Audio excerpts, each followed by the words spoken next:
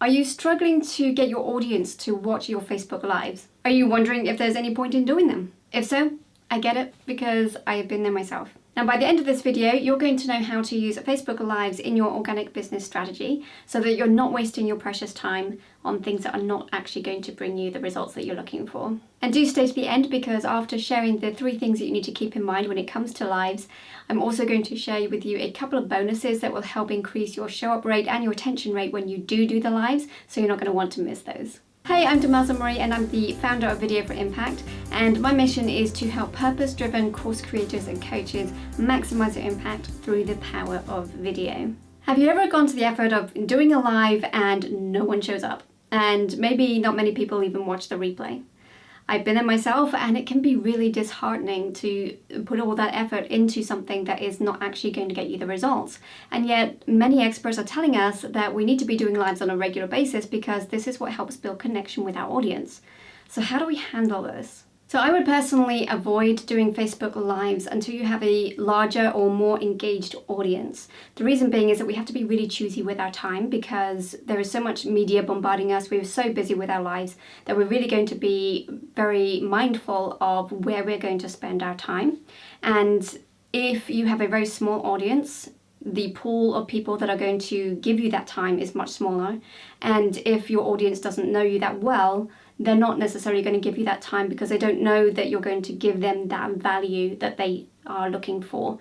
So I would personally recommend maybe doing something else first before you do the Facebook Lives.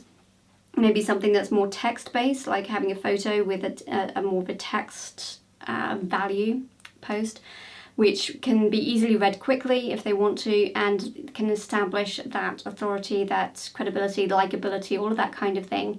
And then as your audience grows, as your engagement grows, then you start doing the Facebook Lives, because at that point you have an audience to draw from and they already know, like, and trust you, and that you can go deeper with that relationship at that point. Now, we know that video is a great way to build the know, like, and trust factor. So if you're not going to be doing lives, which I told you why I don't recommend doing that to start with, I would actually recommend focusing on pre-produced videos to start with, because people tend to prefer watching pre-produced content. It is a better experience for your audience.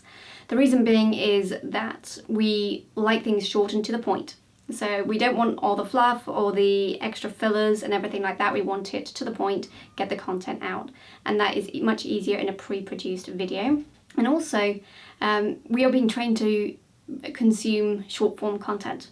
When you're thinking of stories and reels and TikToks and all of the different short form content, we are being trained to consume small amounts. And certainly if you are attempting to grow your audience, I would focus on the short form content more than the long form content at this point, because that is going to attract your audience that you're wanting to get in. And then also you want to think about the fact that people like engaging videos, things that are going to attract their attention.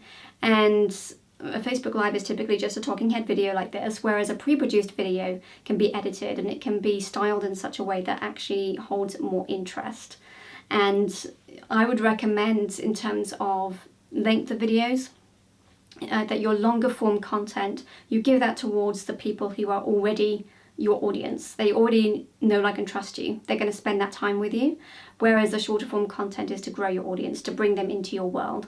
So those would be the 2 ways I would use pre-produced videos, and I would definitely focus on that because I think it is going to produce a lot more results for you than doing Facebook Lives on a regular basis. Now, before I get to the last strategy plus the 2 extra bonuses that I've got for you, I just wanted to ask you what your experience has been with Facebook Lives and what trends have you seen as you've been doing them. So let me know in the comments section below.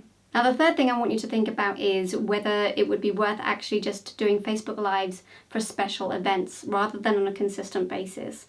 Now, I know you're probably being told that you need to do Facebook Lives every week as a weekly show at the same time and all that kind of thing, but actually, if that's not working for you, there's no point in doing something that isn't actually working, in my opinion. So you might want to try something else. If you are going to be doing pre-produced videos that are going to go on YouTube, then I recommend being consistent over a long period of time, because it will build up and it will grow, because you've got a library of videos that people can find for years to come. But when it comes to Facebook Lives, I would recommend maybe switching the strategy up a little bit and maybe actually just doing them for special events. So that could be an announcement, a special announcement of some kind. Could be anything.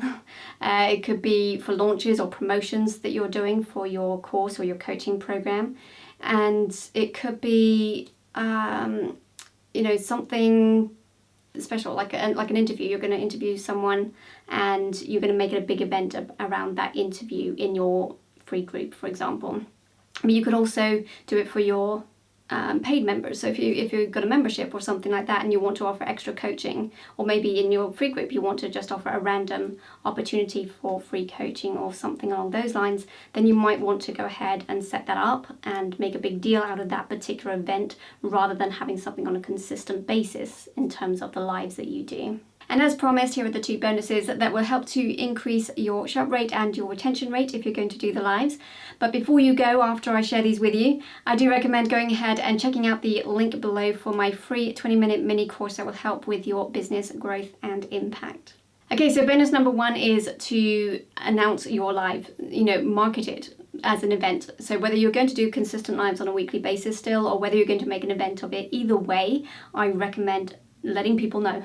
So send it to your email list, let them know, send them a couple of emails that this is what's coming up, and then remind them that it's about to start, and then send a follow-up email afterwards that this is what the live was about, to get people back to watching your live as a replay.